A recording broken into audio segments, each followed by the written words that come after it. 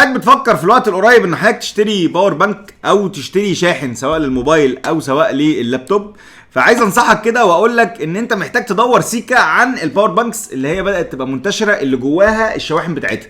صراحة الفكرة دي منتشرة من فترة ولكن بدأت تظهر في مصر بشكل كبير جدا، ودي نصيحتي لأي حد ناوي يشتري باور بانك. يعني ده باور بانك اهو 10000 ملي امبير بيطلع 65 واط وجواه انترنال الشحن بتاعه زي ده، يعني ده 20000 ملي امبير وجواه انترنال الشحن بتاعه. طب ليه انا بقول لك النصيحة دي؟ لأن ده بيشتغل كأنه شاحن لللابتوب، يعني انا بشحن بيه اللابتوب مكان ده بالظبط. يعني انا خلاص ما بقتش استخدم الشاحن ده، ما بقتش محتاج شاحن لللابتوب، وبقى يستخدم كشاحن للموبايل، وبقى يستخدم كباور بانك، وما خدش مني المساحه دي كلها ولا الفلوس دي كلها.